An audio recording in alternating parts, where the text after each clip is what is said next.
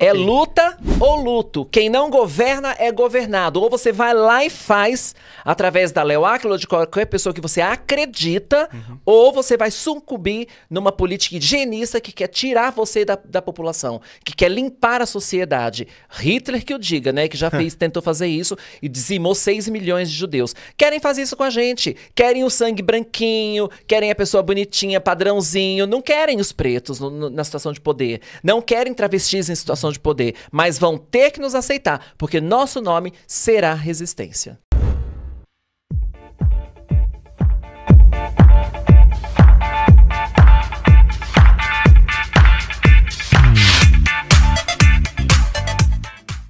Olá, tudo bem com vocês? Seja bem-vindo para mais uma roda de conversa aqui no podcast Liberchat. Se você está chegando pela primeira vez, eu vou passar para você aí as redes sociais para você seguir, tá bom? O Instagram é Liberchat_. Estamos também no YouTube, é só você digitar Liberchat Podcast. E também no Spotify, a mesma coisa. Liberchat, Spotify, e você vai nos seguir, ok? Então já aproveita, segue aí, ativa o sininho para você ficar por dentro das notificações de tudo que for postado no nosso canal. Vou dar um tempinho também para você compartilhar esse vídeo para o máximo de pessoas que você puder. E eu sempre digo que alguém outro dia escreveu nos comentários, né? Mas você fala para compartilhar para 5 pessoas? Eu falei, não, isso é o mínimo. Você deve compartilhar para todos os seus contatos, tá bom? Eu sempre tenho dito que as pessoas que vêm aqui conversar, bater um bate-papo aqui no podcast, eu tenho certeza que você acompanha daí também, escrevendo nos comentários, esboçando um sorriso, se você está assistindo pelo YouTube ou ouvindo no Spotify. Se estiver dirigindo, cuidado aí, porque às vezes a conversa pode desviar um pouquinho a sua atenção, tá bom? E eu digo que as pessoas que vêm aqui são pessoas escolhidas pela produção, pessoas que nós consideramos muito especiais. E hoje nós estamos aqui com uma celebridade do Brasil, a Léo Áquila. Eu tenho certeza que alguns já conhecem, você está chegando pela primeira vez e não a conhece, então fique aí que você terá a oportunidade de conhecê-la e chegar mais perto dela, ter mais a proximidade e conhecer mais do seu trabalho, tá bom? Então fique à vontade, fique aí participando da nossa conversa. E hoje nós vamos conversar com ela sobre a trajetória da sua vida pública, né, privada, e também como é ser uma mulher trans no Brasil, tá bom? As dificuldades que ainda, infelizmente, encontramos aqui no nosso país, Brasil. Léo, muito obrigado pela sua presença, é um prazer imenso ter você aqui. Eu sempre gosto de agradecer no início, porque a conversa fica tão empolgante que, de repente, no final a gente acaba esquecendo, tem que terminar rápido, mas estou privilegiado com a sua presença, estou muito feliz, tá bom? Fique à vontade, o podcast aqui é Liberchat, tem uma ideia de liberdade para falar, então fique tranquila, pode abrir o seu coração aqui e falar o que você sentir desejo de se comunicar com o pessoal. Tá bom? Obrigada. Agradeço muito a oportunidade de ser mais um canal para amplificar as nossas ideias, as nossas lutas, né? Porque a gente trava uma luta diária e tem um programa que chama Liberchat, que fala de liberdade. No mundo que quer silenciar você, é super importante. Então, tem um valor icônico isso aqui pra gente. Obrigada. Eu que agradeço. O nosso canal está em ascensão, então eu sei que você é famosa, muita gente te conhece, é uma celebridade aí. Mas pode ser que algumas pessoas ainda não te conheçam, tá? Então pode se apresentar. Tem gente que não sabe nem quem é Jesus, amor. Exatamente. Então sempre tem oportunidade das pessoas conhecerem e eu espero que o meu público possa te conhecer mais e ter um carinho mais imenso por você. Eu sei que você já é querida aqui no nosso Brasil aí, por onde você passa, tá? Obrigado por ter achado um jeitinho na agenda aí. Quem tiver interesse. E ter dado um tempinho pra gente aqui. Quem tiver interesse em me conhecer, vai jogar no Google. Porque, né, Google tá aí pra isso. Se for contar tudo, 3 horas é pouco. É pouco, de podcast. É toda uma história que foi retratada na mídia, porque eu sou uma pessoa que eu me criei na mídia, nos palcos, na televisão, em reality show, fiz A Fazenda. Então, tem muita história pra contar, né? A minha vida não foi fácil, como a da maioria dos brasileiros. Muita gente se identifica com a minha história porque nós temos uma coisa em comum. Nós estamos no Brasil, um país que você dá a vida pela pátria, como diz o nosso hino nacional, mas a pátria não dá a vida por você. A Só pátria suga a sua vida. Exatamente. Haja visto a escala 6 por 1 de trabalho, que não quer que você tenha vida própria. Né? A gente já começa por aí. Quem na escala 6 por 1 de trabalho consegue ter vida? Não há vida nessa escala de trabalho. Aliás, essa é uma das minhas lutas, sabia, né? Uma das coisas que eu quero muito, eu sou uma pessoa política, sempre fui, e como política eu quero muito lutar contra a escala 6x1 de trabalho. É desumano, é escravo, né, isso aí. Não há tempo para a família, não há tempo para a há. cultura, não há tempo para nada praticamente, nem para se cuidar mesmo, né? Mas você sabe qual é o principal agravante? Essa escala está fazendo com que a nova pandemia já tenha se instaurado entre nós e ninguém percebeu, porque ela é meio invisível, é a saúde mental. Muita gente aí com problemas mentais, Muita né? gente, Estressado. muita gente. As pessoas estão adoecendo, porque uma pessoa que não tem um tempo para descansar, ela não tem vida. Hoje mesmo aconteceu algo, é bom fazendo aqui uma certa denúncia, um desabafo, até porque aqui é um Liberchat, eu tive que procurar um órgão público da prefeitura e eu fui recepcionado por uma segurança que com certeza presta serviço para a prefeitura e eu fui tratado como pior do que um cachorro. Me tratou muito mal, começou a alterar a voz, eu tive que sair de lá e conseguir resolver através de um despachante, consegui resolver. Mas eu pretendo voltar lá e perguntar, saber quem foi, quem é responsável pela segurança, porque essa mulher precisa de um treinamento para poder tratar melhor as pessoas. É na Subilapa? Não, foi no órgão DTP lá no Pari. No Pari? Uma pessoa que fica bem na recepção lá. Me atendeu. Eu não voltei porque eu tinha compromisso para gravação e depois a gente conversa. Eu mesma vou, eu sou dessas, tá? Nossa, eu pago Muito para obrigado. entrar numa Se quiser, briga, mas a gente vai junto. Vamos junto. Não sei se é por causa da cor, porque eu não tava com traje assim isso muito... não justifica. Ela tem que ser punida e aí a gente já causa um letramento para eles para aprenderem a lidar com o ser humano. Exatamente. Mas você falou que você já se criou na televisão como artista, mas já desde a infância você tem... seus pais já eram artistas e conduziram você para esse meio? Ou você foi construindo a sua trajetória aos poucos? Como é que foi um pouquinho a sua infância aí? Porque você falou há pouco aqui, já na introdução, que como toda brasileira, né, sofre as consequências de viver num país subdesenvolvido como o nosso, né? Não, na minha família não tem nenhum artista, nunca teve. Nunca teve. É que eu sou atrevida mesmo. Brasileiro então, corre atrás, né? Eu com 6 anos, 7 anos de idade, eu falei pra minha família, eu vou ser uma pessoa famosa, eu vou fazer televisão. E aí, imagina um cenário, Capão Redondo, na favela, uma criança falando, que credibilidade tem? Nenhuma, porque a gente costuma invalidar o que as crianças dizem em todos os aspectos, né? A gente costuma invalidar. Eu fui uma criança muito invalidada. Em tudo que eu falei que eu queria ser, deram risada e tudo eu virei. Por isso que quando eu falo hoje em dia que eu vou ser presidente do Brasil e as pessoas dão risada, eu já tô tão acostumada com isso que não me incomoda. A risada dela me motiva a lutar. Prosseguir no objetivo, né? Não, pra mim é munição, é combustível. Para que eu fale, você tá rindo? E eu penso, né? Eu não falo. Eu penso, tá rindo? Sempre riram e eu sempre conquistei. Então pode esperar, Léo Áquila vai ser presidente do Brasil. E aí eu tava lá naquele cenário e eu passei a minha infância pedindo pros meus pais me levarem no show de calouros do Silvio Santos. Só que ninguém acreditava naquilo, ninguém achava que eu tava falando sério. E aí eu perdi muitos anos da minha vida, por quê? Porque eu tinha quem mandasse em mim. Quem dirigisse a minha vida, gerenciasse... menor de idade não dá pra tomar decisões Eu não podia tomar decisão, né? Eu não podia pegar um ônibus sozinha, eu não podia. Então eu tive que esperar crescer, fazer 18 anos, porque minha mãe e meus pais eram muito rígidos. Então até 18 anos a gente não tinha autonomia nenhuma, né? E às vezes até para crescer eu tive que sair de casa aos 18 anos depois de um apedrejamento no Capão Redondo, por ser uma pessoa LGBT. E aí, mas você sabe que é um mal que veio para o bem? Porque eles terem aqui bem entre aspas, tá? Me expulsado do Capão Redondo foi a grande porta aberta para que eu pudesse lutar por aquilo que eu queria, sem ninguém para ser uma trave no meu caminho. Esse apedrejamento se deu pelo fato do que você já era... Uma criança, uma adolescente afeminada. Né? Eu cresci sendo invalidada e apanhando no bairro. No bairro mesmo? No bairro, no Capão Redondo. Seus pais te agrediram antes? Não? Assim, agressão física não. Não. Agressão física não. Mas na rua, sim, muitas. Nossa. Eu cresci sendo uma criança muito agredida. Né? E... Tanto psicologicamente, como você falou, que você fala... E literalmente zombava, também. Como também fisicamente, Literalmente também, fisicamente. Na escola, por exemplo, eu apanhava todo dia. Nossa. Então eu repeti de ano 3 vezes a primeira série. que naquela época repetia de ano, né? E eu não conseguia estudar, porque eu estava sendo massacrada. Mas você sabe que quando eu penso na minha história, eu fico pensando, gente, será que não tinha ninguém para olhar aquela criança? Será que não tinha ninguém para se perguntar por que aquela criança repetiu 3 vezes a primeira série, sendo que eu sempre fui uma pessoa muito inteligente e criativa? O que estava acontecendo que ninguém se importou? É provável que você sofria bullying na escola. Se você apanhava lá, obviamente isso acontecia. Bullying é o nome mais contemporâneo. Mas você percebia... Eu sou professor também, acho que nem me apresentei, né? Mal educado. Eu sou o Wilson, né? A gente já conversou pelo WhatsApp. Eu sou professor também, tá? De história. Na época, os professores acho que eram mais rígidos. A gente não é muito tempo, acho que somos contemporâneos aí. A minha infância até que parece um pouquinho com a sua, porque eu também fui criado em periferia.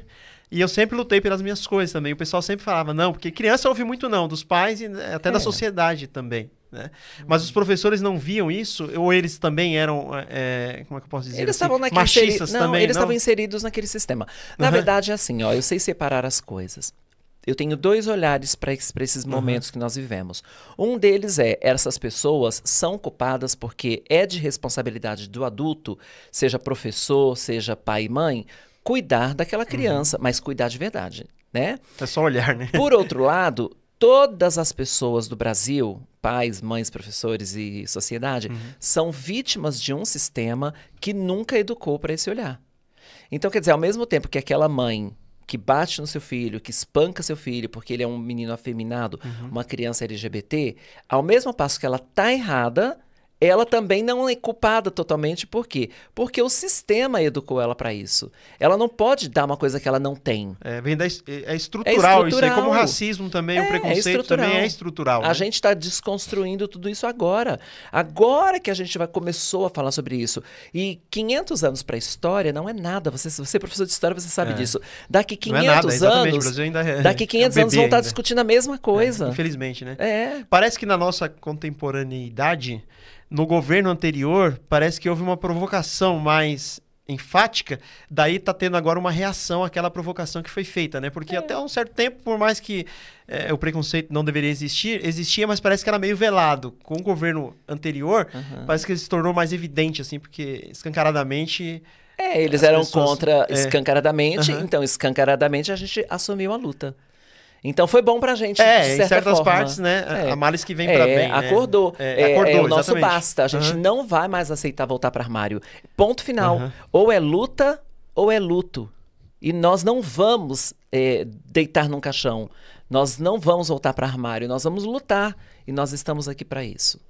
E isso é muito bonito, né? Essa luta que tem que tirar força da onde quase que não tem, né? É assim. Porque não é fácil, é difícil. É muita invalidação, né? Às vezes tá toda linda, você põe o pé na rua, Traveco! Nossa. Eu falo, gente, o que eu fiz pra essa pessoa? São ataques gratuitos, legitimado, inclusive, por um governo, né? Porque, assim, o mito foi derrotado, mas... O movimento continua. A ideia continua, não morreu. Ele é um movimento, não morreu. Exatamente. Continua. A gente tem que pensar igual para lutar contra, né? Eu sempre me pergunto assim, eu sou muito combativa. Eu denuncio polícia, eu denuncio LGBTfobia. Eu sou meio assim também. Eu sou o capeta, amor. Eu sou virada no girai, detesto injustiça e luto mesmo por justiça e pelos direitos da comunidade LGBT. E aí muita gente pergunta assim para mim, mas você não tem medo de morrer? E a minha resposta é não. Eu não tenho medo de morrer, porque Léo Áquila nunca vai morrer. Porque Léo Áquila, a partir de agora, não é mais uma pessoa, é um movimento. É um movimento, uma ideia, né? Que eu vou continuar viva em você. Exatamente. Eu continuo viva em você, eu continuo viva nas pessoas que acreditam em mim, que seguem a Léo Áquila, que são os... Ontem eu estava pensando, né? Que tem os lulistas, os bolsonaristas e tem que ter os leonistas. Para que a gente seja esse movimento, porque eu tenho para o Brasil um projeto.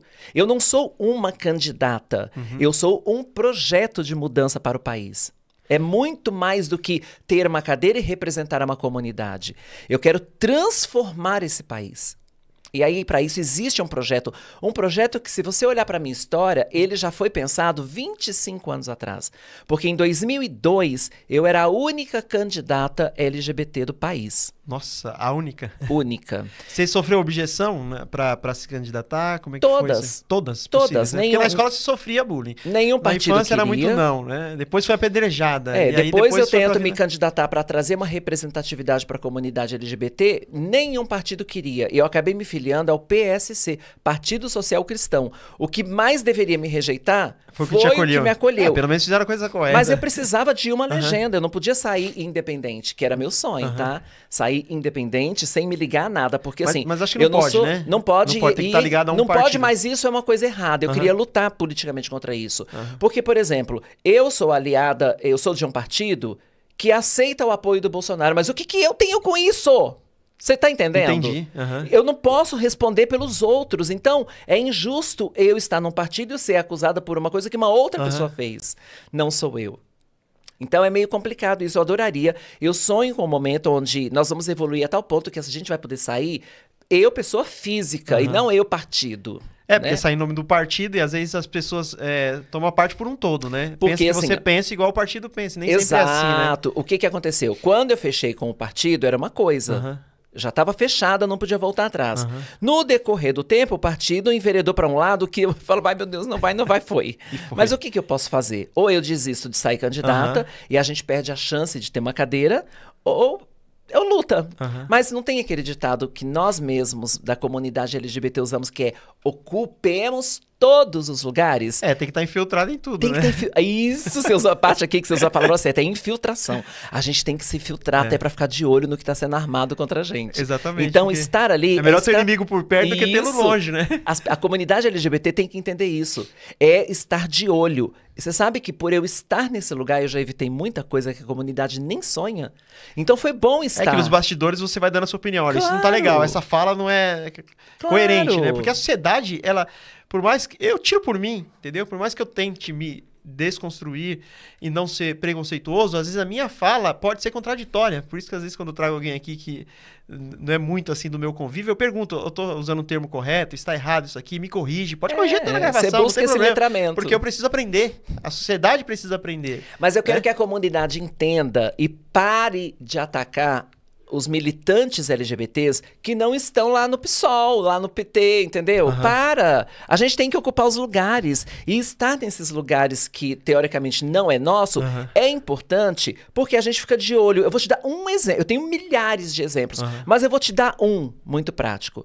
Em junho do ano passado, 2023, nós tínhamos hasteado no Teatro Municipal uma bandeira LGBT no mês de junho, que era o mês do orgulho. Em determinado momento, já tinha passado a parada, eles foram lá e tiraram a bandeira. A comunidade LGBT ficou revoltada, porque queria a bandeira de volta, entendeu? E começaram a bater. Agir errado, porque é no diálogo que se ganha. Como eu estava na máquina, como eu estava trabalhando na prefeitura, o que eu conseguiu. fiz? Cheguei lá, sentei e falei, prefeito, tiraram a bandeira, e ele não estava nem sabendo, tá? Tiraram a bandeira, o senhor se importa se eu colocar para que fique até o final de junho? Sabe o que ele falou para mim? Pode pôr. Nós fomos lá e colocamos. Colocaram novamente. Agora, e se eu fosse essas pessoas que só grita, que só bate? Isso, na verdade, é bonito pra mostrar na internet, mas depõe contra a comunidade LGBT. Porque gritar é bonito, gritar mostra sua força, gritar mostra sua virilidade, a sua sede de justiça, mas não traz resultado. E às vezes não é a forma mais inteligente de lutar, né? Nada inteligente. É, porque você não vai conseguir aquilo que você quer batendo de frente, às Amor, vezes. discurso nem bonito. Nem por força, nem por violência, às vezes. Discurso bonito, você pode decorar umas palavras bonitas e jogar e o povo vai aplaudir e falar, ela sim, essa sim, mas esse no outro dia sim. esquece, no outro Mas dia esquece. aí, mas e tem quem outra... pode resolver, às vezes nem tá ali pra te ouvir, né? Não, mas é pior, né? É pior. A mesma população que aplaude aquele discurso de gritos, né? Com os oponentes políticos, é a mesma pessoa que nunca terá um projeto aprovado. Por quê? Porque de tanto gritar, vai causando mais ranço, mais inimizade, né? Mais antipatia, mais ódio. Quando essa pessoa apresentar um projeto, o projeto será rasgado antes mesmo de ser lido.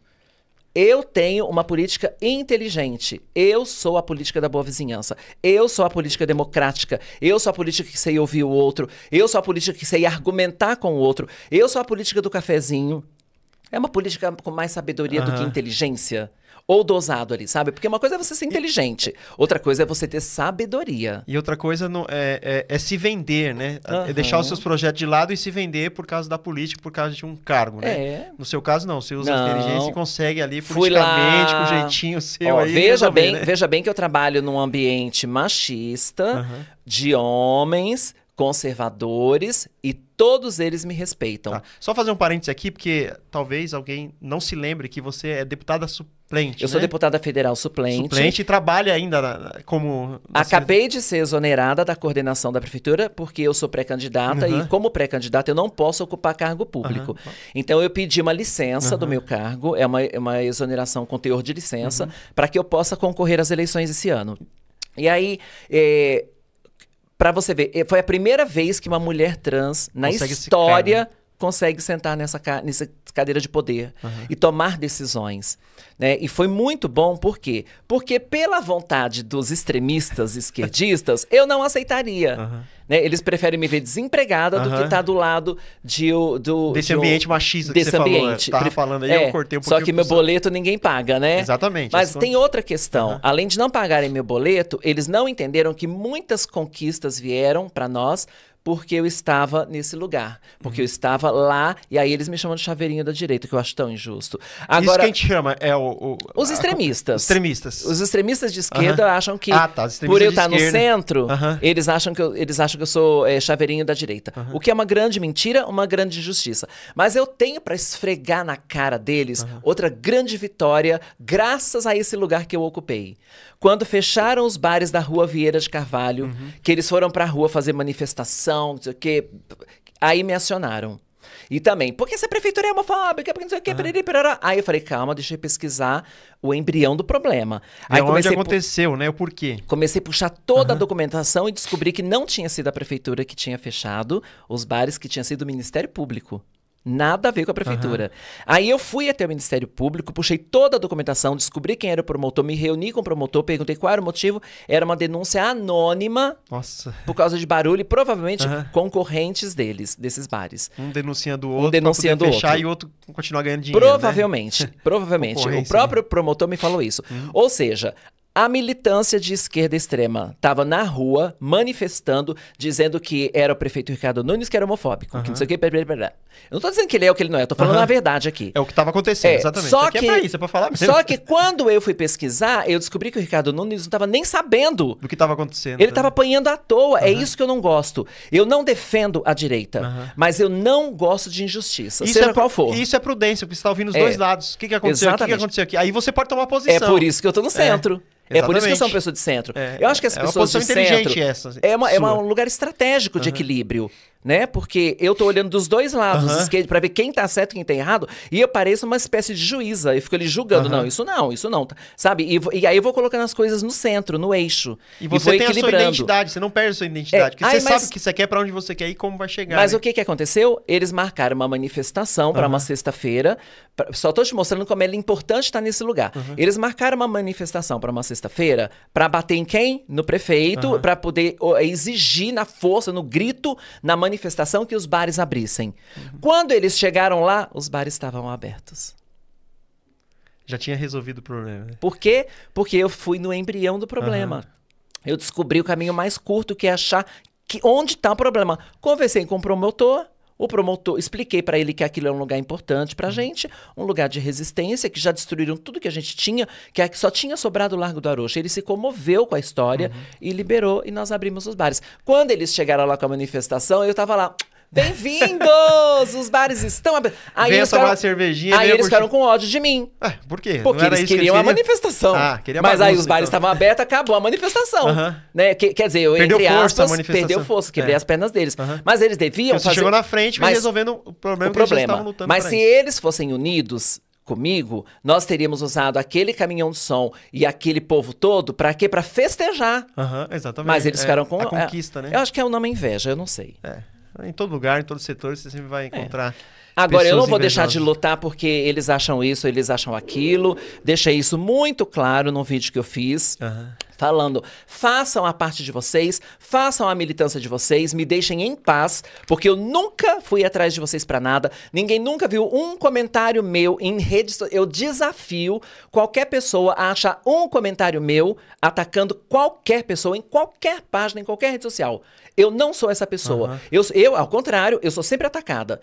Ah, porque você não tá no PSOL. Ah, porque você tá no MDB. Ah, mas a Simone Tebet também tá no MDB e trabalha pro Lula.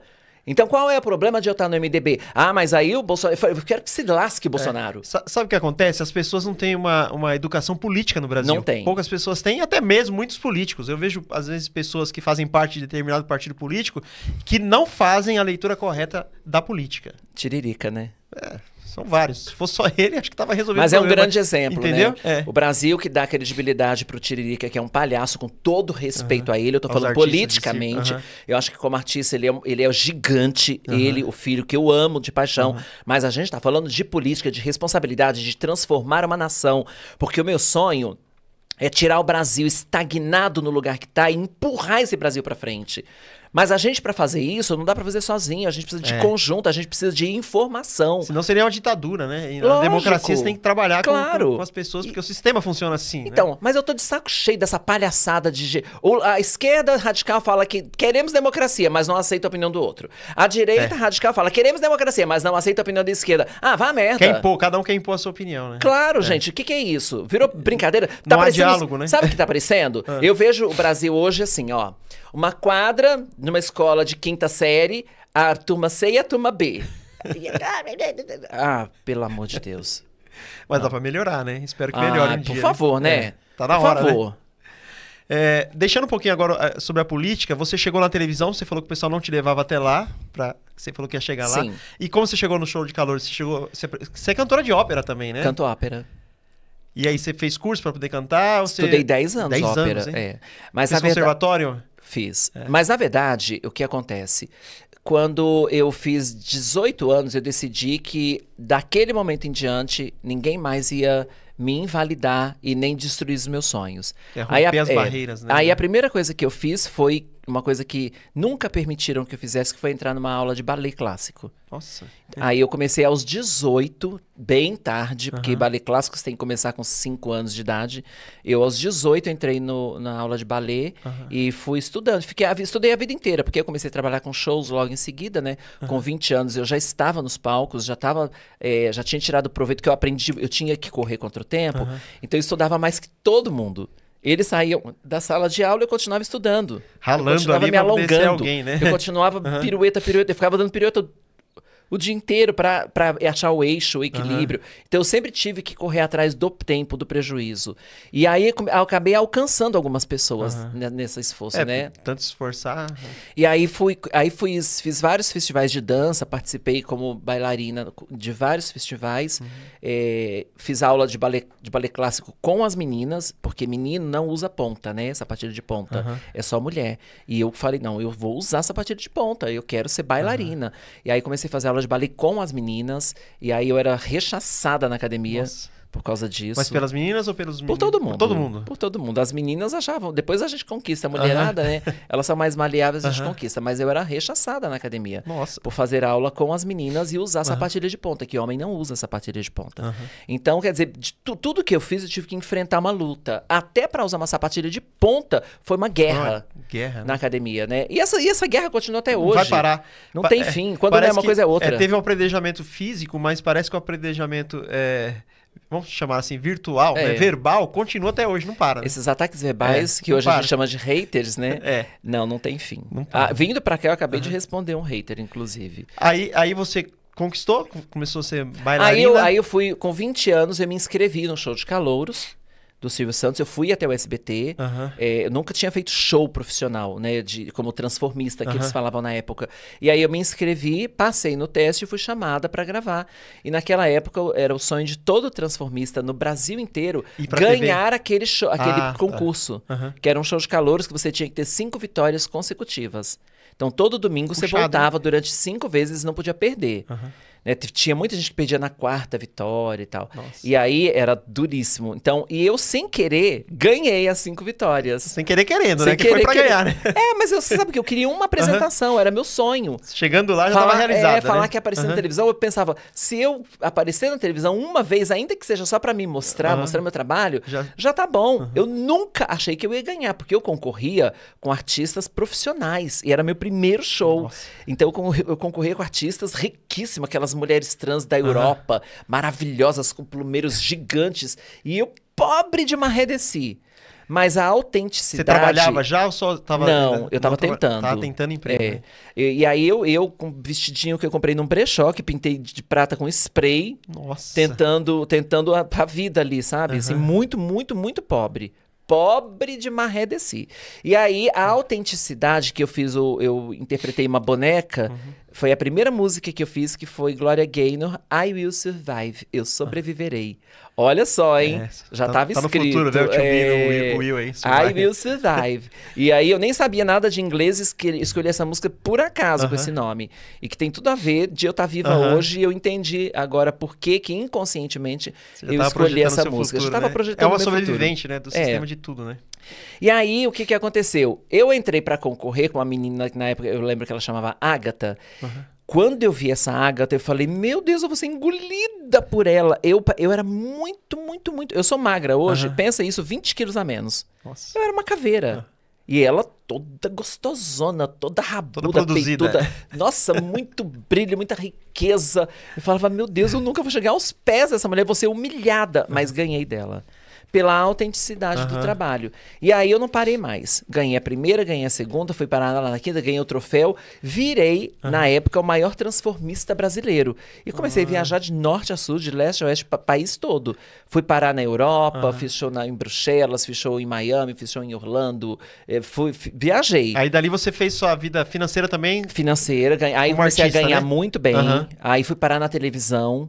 Né, com 32 anos eu fui parar na televisão, quando a Rede TV inaugurou. No dia seguinte estava na porta, vestida de drag queen, com uma pastinha embaixo do braço com um projeto já escrito de drag repórter. Eles amaram a ideia, tô te resumindo, tá?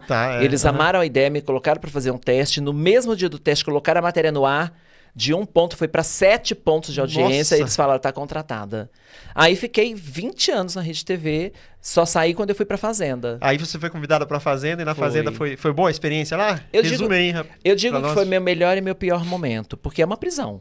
Não interessa que você está ganhando, né? É difícil. Reality, né? Assim, não interessa que você está ganhando, que você está ficando famosa, que você está sendo televisionada, que você está ganhando carro, como eu ganhei, prêmios, como eu ganhei muito. Você foi bem lá, né? Foi muito bem, foi até a final. Mas eu saí de lá muito deprimida. É uma prisão, né? Você ficar eu fiquei 94 dias presa. Nossa. Porque tem os dias antes que você fica no hotel, né? Sem poder ver ninguém, sem poder falar com ninguém, sem contato com ninguém, dias. sem televisão, presa num quarto. Né? Presa num quarto que eles não deixam abrir a janela.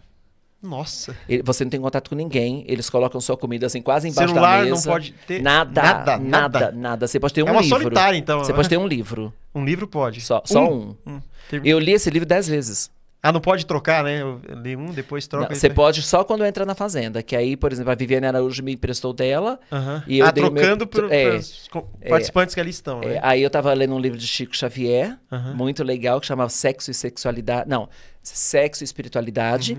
Que ele explicava a homossexualidade pelas vias espirituais. Aí eu li 10 vezes aquilo. Aí quando eu entrei na Fazenda, eu troquei com a Viviane, ela leu esse. E eu li... como é que é? Comer, Rezar e Amar. Que eu fiquei apaixonada. Eu li também umas 3 vezes o livro lá dentro. Fez muitos amigos lá ou teve inimizades lá dentro? Inimigo eu não tenho nenhum, graças a Deus, mas desavença tem, você mora junto com alguém, você vai ter um desacordo ali. Eu tive uma desavença com a Gretchen, eu tive uma desavença com a Nicole por um mal entendido dela. Quando eu digo pra ela, que eu tô contando pra ela, isso não morre essa cena, porque hoje... Ainda tá na internet. Não, viralizou a semana passada, eu falei, gente, faz 12 anos isso, o que esse povo quer? Que é uma hora que eu tô contando pra ela uma história que aconteceu comigo aqui fora. Que um menino, uma bibinha assim, bem feminada, me parou no farol assim, ai meu Deus, Léo, eu te amo, ai meu sonho é ser Léo Áquila. Aí eu falei pra ela, quer ser Léo Áquila, vai estudar. dando um conselho e não humilhando, dando um conselho. Eu fiz 3 faculdades, aí eu contei pra ela, né? Aí a Nicole não entendeu o que eu tava querendo dizer e disse que eu tava humilhando a bichinha. Aí entendi. causou um alvoço isso. Falei, Nicole, você Não era nem com ela, não tava se referindo, ela tava contando o episódio que ocorreu ali fora tava contando. Aí reality. ela começou a ser super agressiva comigo, dizendo que eu tava me achando, que ela também fez faculdade, ela não fica falando. Eu falei, mas deveria falar, pra ser um exemplo pra outras pessoas. Eu tô tentando ser um exemplo pras pessoas. Então vai estudar, porque se tem uma coisa que ninguém tira de você, é o seu conhecimento. Podem roubar tudo, mas o seu conhecimento Exatamente, é eu seu. sempre falo isso também. E aí, mas fala. ela não entendeu assim. Aí eu falei, essa é uma cabra mesmo. Isso o povo não deixa morrer. Aí até hoje as pessoas me param na rua e falam, quer ser Léo Águila? Vai estudar. Vai estudar. De qualquer forma tá aí, né? Eu vou criar um projeto e vou dar o nome do projeto, quer ser Léo Águila? Vai estudar. Vem que eu vou te dar uma bolsa de estudo. De estudo, né? Incentivando a galera a estudar, porque virou, né? Já que virou, vou assumir. Né? E usa pro bem ali, né? Vou assumir. Na verdade, é bem-vindo esse projeto aí, né? Pro estudo. Mas também foi um bom momento, que foi um momento onde eu pude contar a minha história, um pouco da minha história, né? Mostrar que eu sou um ser pensante, que eu tenho pai, que eu tenho mãe, que eu não sou filha de chocadeira. Que eu tenho coração, que eu choro, que eu rio, como qualquer outro ser humano. Dores e delícias de ser humano. Isso é muito bonito que você está dizendo agora, e eu digo para os meus alunos, agora não que eu não estou mais dando aula, mas eu dizia muito para eles o seguinte, que a sociedade ela é hipócrita. E eu me deparo, e eu quero já entrar um pouquinho nesse assunto, falando do nosso bate-papo aqui, que quando uma mulher trans está na rua, se prostituindo, geralmente a sociedade, que é hipócrita, na maioria das vezes, critica essa mulher que está ali tentando ganhar o seu sustento. Só que de dia, quando ela vai procurar um emprego nas empresas, hoje talvez já esteja mudando um pouquinho, mas dificilmente ela vai conseguir um emprego para trabalhar ali sem ser a prostituição. E ela precisa sobreviver, que é um ser humano, de carne e osso, né? Ser humano, como todo mundo. Estômago vazio dói, né? Exatamente. O que você acha que deve ser feito para mudar essa situação? Porque, embora você tenha sido apedrejada fisicamente, né, há algum tempo já, até hoje a sociedade, principalmente aqui no Brasil, mata-se muitas mulheres trans. O que será que é possível fazer para mudar isso? Você, como já uma ativista política aí, e já tem uma leitura melhor do que eu, que vejo assim de fora, e eu me questiono sobre isso, né? Porque como é que pode você apedrejar alguém ali, maltratar essa pessoa que é um ser humano? As pessoas não veem como um ser humano, mas muitas das pessoas que as criticam utilizam nos seus serviços ali. Vão com os carros ali fumê, né? Param, entram e durante o dia estão falando mal, criticando. Muitas mortes são feitas em nome de Deus. Que é lamentável, né? Muitos desses maus tratos vêm de uma Bíblia que diz que nós somos um lixo, uma aberração, estamos em pecado, não herdaremos os reinos dos céus, não temos a bênção de Deus, não somos reconhecidos como filhos. Para uma sociedade que não tem estudo, se você não sabe colocar isso, você vai colocando a gente como se fôssemos monstros, como se fôssemos sujeira. E tem muita gente que tem pensamento higienista. Qual é o pensamento higienista? É limpar. Né? Tem muita política higienista no sentido de invisibilizar a gente. Quando, por exemplo, é colocado um projeto para ser aprovado que proíbe mulher trans de usar o banheiro feminino, é uma política higienista de apagamento, de te colocar para um lugar onde ninguém te enxerga. Eu te aceito, mas eu não quero te ver. Faz de conta que você não existe, né? Eu quero você trancada num armário. Pode ficar lá, não vou te matar, mas fica lá. Se você ocupar os lugares, você vai me incomodar. E aí isso vai gerar uma retaliação. Então, esse é o Brasil que nós estamos vivendo. Para corrigir isso, nós temos que ter 2 caminhos. Um de trás para frente e um de frente para trás. Porque o de trás para frente, você tem que achar o embrião do problema, educação.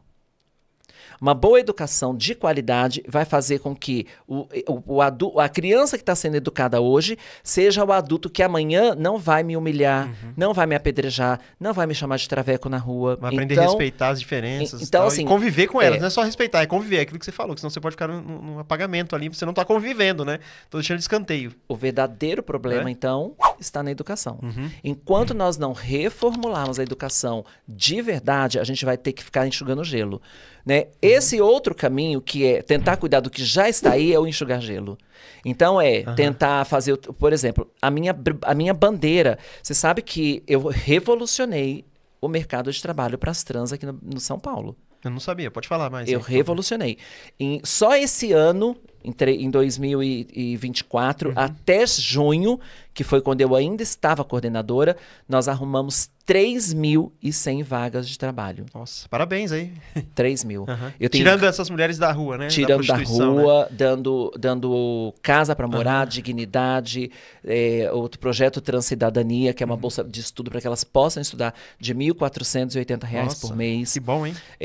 O emprego garantido, porque agora eu também consegui reformular o Transcidadania, que era um projeto que já existia. De 2 anos eu passei para 3, consegui pleitear isso. Foi uma grande vitória, porque 2 anos para muitas era insuficiente. De 2 anos a gente conseguiu passar para 3 para as que precisam de 3 anos. E ainda há o feito de nenhuma trans sai do Transcidadania depois, quando acaba o projeto, sem estar empregada. Então, a minha bandeira principal é assim, ó, eu sou uma defensora do LGBT como todo, que é um grande guarda-chuva. Mas embaixo desse guarda-chuva tem muitas frentes de trabalho. A minha frente é a empregabilidade. Que bom, parabéns. Mas elas estão sabendo disso? Como que chega esse projeto para elas? Através da minha rede social, boca a boca. Tem muitas que já estão empregadas que falam, procura a Léo, fala com a Léo, procura a coordenação. Então, assim, é um boca a boca. E aí, assim, eu já dei algumas entrevistas para a Rede Globo para falar sobre isso. Eu já fiz, acho que 8 ou 10 mutirões de empregabilidade que eu chamo de LGB trans. Por que LGB trans? Porque é para toda a comunidade LGBT. Eu não quero ser uma coordenadora T para trans. Eu sou uma coordenadora para toda a comunidade. Mas por que eu chamo de LGB trans? Porque a prioridade é de quem mais sofre preconceito. É porque talvez o outro dá para esconder um pouco, né? É menos vulnerável um pouquinho. Menos vulnerável um pouco, né? Um pouquinho menos vulnerável. Então, primeiro a gente vai, pega os mais vulneráveis, que é a comunidade trans, que está em situação de rua, que está em situação de prostituição, que está em situação de soro positivo, sei lá. E aí a gente vai depois cuidando das outras siglas, entendeu? E essas que estão na rua é que sofrem mais violência, né? Que são assassinadas, às vezes, pelas próprias pessoas que querem contratar o seu serviço ali, né? Sim, porque passa muita gente, elas ficam expostas, né? Elas o não tempo têm inteiro, de madrugada, na rua com frio. E aí passa gente, taca ovo nelas, água quente, água suja. Elas são muito humilhadas. Então, não tem glamour nisso. Não tem ninguém que queira estar nessa vida porque é legal. É porque precisa trabalhar. Mas a mesma pessoa que não quer ela se prostituindo é a mesma pessoa que não quer dar um emprego, que não quer vê-la na sociedade. E aí, a gente perguntou o que faz com essas pessoas. Muita gente vai responder, mata. Mas não, nós não vamos matar. Nós vamos cuidar dessas pessoas, nós existimos e nós vamos resistir. E ninguém vai praticar com a gente política higienista. Ninguém vai tirar a gente da sociedade, nos empurrando para baixo de tapete, para dentro de armário. Nós vamos lutar, nós vamos resistir, nós vamos informação e nós temos um projeto de vida para essas pessoas. Falando em projeto, você tem um projeto aí que você me mandou uma foto nas redes sociais aí, você colocou, acho que foi... Casa Arco-Íris. Casa Arco-Íris. É para ajudar nesse projeto aí? O Casa Arco-Íris é um projeto único no planeta. E sendo aprovado, é um projeto meu com muito orgulho, já aprovado por várias autoridades. Então, não é um projeto que está nascendo ou que vai nascer. Ele já nasceu, já está encaminhando. Né? Já está encaminhando. Ele já está praticamente aprovado. É um prédio de 24 andares, todo LGBT. E ele vai ser todo nas cores, vai ser lindo, vai se destacar nessa cidade acinzentada. E aí é um prédio que vai pleitear muitas coisas.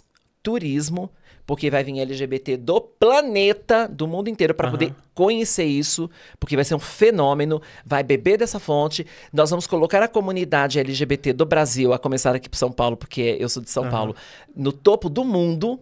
Todo mundo, o planeta vai ficar sabendo desse prédio. Não existe nenhum Não existe prédio nada assim no Brasil. Inteiro. Não existe nada no país. No mundo. Nem no país, nem no mundo inteiro. Então, nós vamos trazer aqui para cá turismo, nós vamos trabalhar a economia, a revitalização do centro de São Paulo, empregabilidade, porque todo mundo para trabalhar, e são muitos funcionários, serão LGBT trans. Entendeu? Nós temos ali um andar inteiro de capacitação, um restaurante escola. E é um restaurante escola com a nossa cara.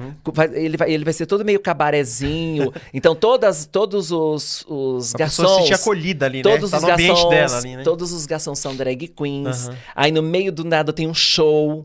Entendeu? Então as pessoas vão consumir esse alimento que é feito ao mesmo passo que eles vão estar formando chefes ali, né? Então as pessoas estão empregadas. A gente vai salvar a comunidade LGBT. Isso não é um prédio, um programa de entretenimento, é um programa de salvação da comunidade, de resgate de dignidade, de colocar a comunidade LGBT num lugar que ela nunca esteve. No térreo nós teremos um teatro com apresentações artísticas permanente, com temática LGBT, ou seja, empregabilidade para nossos artistas, para os nossos shows, que a gente adora, para as nossas drag queens, que a gente ama, são as melhores do mundo, não adianta. A gente vai ter um espaço para que elas tenham shows de segunda a segunda. Então a gente, isso aí, né? a gente vai atrair muita gente para assistir, né? Muitos artistas virão conhecer. E teremos também uma coisa que é primordial, que é uma delegacia LGBT. Não existe ainda no Brasil, Não. nem em São Paulo, lugar nenhum. Nós né? temos o DECRAD, que é a delegacia da diversidade. Tá. Da mulher não funciona para as mulheres trans? Ou entre aspas, como não tem, eles vão... Teoricamente, nós deveríamos... Porque até a mulher, quando usar. é agredida ou precisa de um serviço, às vezes é maltratada ali, estão tentando melhorar, né? Mas ainda na verdade não é 100%, assim, né? a gente tem que ter o nosso, né? Por Esse exemplo, é o ideal, né? Esse é o certo. Porque, por exemplo, olha, eu vou te dar um exemplo de como a gente está assistindo, mas está errado.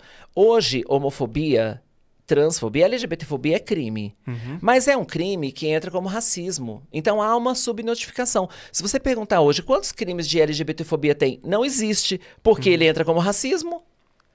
A gente tem que ter... Aí fica subnotificado. Claro, há uma subnotificação. Exatamente, vai entrar como racismo. Né? Entra como racismo. Então é muito problemático isso. É um passo que demos? É um passo que demos. Mas não é o passo para a direção certa. A gente vai ter que rever isso e colocar um crime de LGBTfobia, que nós não temos. Isso acontece com a delegacia da mulher. Por mais que nós, pela lei, sejamos mulheres, as pessoas não vão ver assim, não veem assim Infelizmente ainda. não veem assim. Ainda não. Então nós vamos ter que lutar para ter uma delegacia LGBT. Agora nós chegamos num ponto primordial para você entender como é importante eu ser uma mulher de centro e muito equilibrada. Porque você consegue navegar ali e conseguir o que você precisa, que a comunidade precisa, né? Mas por uma questão óbvia. Quem assina a delegacia? O governo. Quem é o governador? O Tarcísio. Eu já li que ele já negou algumas pautas aí para a comunidade. Mas né? não para mim. Para você não, você consegue chegar lá. Se eu não souber chegar com elegância, com carinho, com doçura, com pulso firme, com argumento, não vai rolar, cara. Se eu ficar gritando na rua, não vai funcionar. Né? Você entendeu? Você falou tudo. Eu entendi. É lindo gritar na internet, a comunidade adora um bafão, mas não traz resultado. O que é mais importante? É o trabalho com inteligência. O que é mais importante? Né? Que a Léo Áquila seja combativa e grite e fale mal dele? Ou a Léo Áquila que vai lá, senta e consegue uma delegacia? A que consegue uma delegacia, obviamente. Pronto. Todo mundo aí que tá assistindo já então acabou. Comigo, então fique dado o recado e que isso seja um corte. Eu entendi. E vai acontecer. E aí entra numa questão da educação, porque esse prédio, esse projeto não é somente para as pessoas, é voltado para elas, é claro, para as pessoas trans, né? Sim. Mas também para quem não é, porque ele pode visitar e desmistificar alguma coisa, porque ele vai tendo mais acesso. Até porque é uma economia mista, lá dentro vai ter lojas, Uhum. vai ter muitos parceiros, eu tô fechando com empresas muito grandes. É como se fosse um grande shopping. Só que lá dentro vai ter um andar inteiro para cuidar de saúde mental. Um andar inteiro para falar das velhices LGBTs e acolher essas pessoas. Nós vamos ter um andar inteiro para falar sobre as pessoas trans, a hormonização, a transição, aconselhamento, terapeutas para elas. Quer dizer, tem um andar... o projeto está todo desenhado e todos os andares ocupados. Um andar inteiro só para as lésbicas. Um andar inteiro para tratar da saúde e das questões dos homens trans que ninguém olha. Por isso que eu te falo. E aí vem o grande golpe de mestre. Eu não gosto desse nome, golpe, porque ele tá péssimo atualmente. Mas a grande estratégia... Mal, né? Mas você pergunta, Léo, qual é a grande estratégia por trás desse monumento chamado Casa Arco-Íris? É ser grande o suficiente para nos destacarmos mundialmente e ter força para transformar o que é uma mísera coordenação numa secretaria da diversidade. Que nós não temos. Parabéns pelo projeto aí, acho que vai ser... Eu tô pensando lá na frente. Eu não vou perder tempo gritando com o Tarcísio. É oportuno, né? Eu vou ganhar tempo convencendo o Tarcísio de assinar uma delegacia LGBT para que nós tenhamos proteção adequada. Você citou no início dessa resposta que nós estávamos conversando aqui, a questão do Deus da Bíblia. Aham. Eu não sei se você sabia, eu também sou teólogo, tá? Tá. Eu costumo dizer que se o Cristo vivesse hoje, ele estaria onde? Estaria com quem? Com a gente. Então, esse Cristo que muita gente... os Acha que tá na evangélicos, que igreja. não são todos, né? Mas a maioria, a parte do evangélico que existe no Brasil, eu conheço pessoas que não são assim, são evangélicos, mas não são extremistas da direita, tá? Mas os extremistas da direita, os evangélicos, eles pregam um Deus que não está na Bíblia. Claro que não. Não está na Bíblia, porque o meu Deus não manda eu sair matando pessoas, ele manda amar a todos, inclusive até os inimigos, tá? Então eu vejo um Cristo que se vivesse hoje, viesse hoje, 2024, aqui no Brasil, em qualquer parte do mundo, viesse para a Terra... Seria assassinado. Ele seria assassinado, obviamente, porque as suas ideias ainda são, né? Embora ele seja aceito, mas mal interpretado, porque você lê o texto bíblico e interpreta totalmente errado, mas ele estaria com essas pessoas menos favorecidas e excluídas da sociedade. E eu fico imaginando, às vezes, que eu trabalhei muito tempo como taxista, e eu trabalhava madrugada fora, eu ficava imaginando e pensando, falei, às vezes, o Cristo estaria... conversando com as mulheres trans que estavam se prostituindo, levando uma palavra de conforto para elas. Porque elas são pessoas. Tem coração, tem mãe, tem pai, que às vezes já foram abandonados na infância pelo pai, pela mãe, pela escola, sofreu bullying como você sofreu você mesmo. Você é uma mulher de destaque hoje, mas você não chegou aqui à toa. Você sofreu para chegar até aqui. E ainda sofre preconceitos ainda, infelizmente. Tá? Então eu acho que o Cristo... tenho certeza que o Cristo estaria ali com eles, acolhendo, abraçando, levando a palavra de conforto todos os dias e não criticando numa sinagoga, como na época dele era, ou num templo de uma comunidade religiosa, falando mal dessas pessoas. Né? O Cristo veio para amar a todos, por isso que ele morreu por todos. Ele quer salvar a todos porque ele ama a todos. Então, em nome dessa comunidade evangélica, embora eu não seja um pastor de igreja, nenhuma comunidade, eu peço desculpa para todas as mulheres trans no Brasil e que elas... leiam a Bíblia, né? Interprete o texto bíblico de maneira correta, porque é uma vergonha esse meio evangélico aí que fala em nome de um Deus que não está na Bíblia. Tá? Não está na Bíblia. Não tá. Que o Deus da Bíblia ensina a amar, perdoar. E morreu por todos. Mas esse povo é tão hipócrita. Outro dia eu postei um vídeo falando que eu vou pro inferno. Porque é o que eles falam, né? Que eu vou pro inferno. Porque também se for pra ir pro céu e encontrar o Marco Feliciano... É melhor tá longe mesmo, né? Eu prefiro ir pro inferno. Aí eu fui crucificada pela crentaiada. Porque eu separo crente de evangélico e de cristão, tá? Crente é quem faz crentice. Né? Então, o cristão, na minha concepção, ele ama. É o que ama, é um discípulo do Cristo. Cristo veio fazer discípulos. Ele falou, verdadeiramente vocês serão conhecidos se vós tiverdes amor uns para com os outros. Eu sou mais cristã do que eles. Muitas pessoas que não frequentam... Você frequenta alguma comunidade religiosa, não? Eu sou espírita kardecista. Tá. Mas vive os princípios do Cristo. Cristianismo. Exatamente. Entendeu? Eu sou uma espírita cristã. Mas aí... muito mais cristã que muito pastor aí que diz que é. Até porque Cristo pra mim é amor, né? E eu decidi amar as pessoas. Aquele que não ama não conhece a Deus, porque Deus é amor, ponto. Olha, você viu que eu tatuei aqui? Decidi amar você. Bonito. Por causa de Cristo. Eu tatuei aqui, ó, decidi amar você. Isso aqui é a minha versão de amai-vos uns aos outros, porque eu quero lembrar desse momento, né? E aí eu vou mais a fundo, eu vou naquela frase de Teresa de Calcutá, Madre Teresa, que falava: as pessoas boas merecem seu amor, as pessoas más precisam do seu amor. Então é isso que eu fico pensando.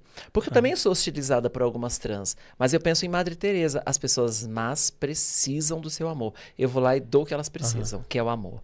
Então é isso. Agora, a gente é muito invalidado e normalmente é por crente, né? Aí quando eu postei falando que ia pro inferno... Né? Quando eu postei falando que ia pro inferno, eu fui atacadíssimo porque eu falei pro inferno. Aí eu fiz um outro falando, eu tenho certeza que eu vou pro céu. Aí foi atacadíssimo porque eu falei que vou pro céu.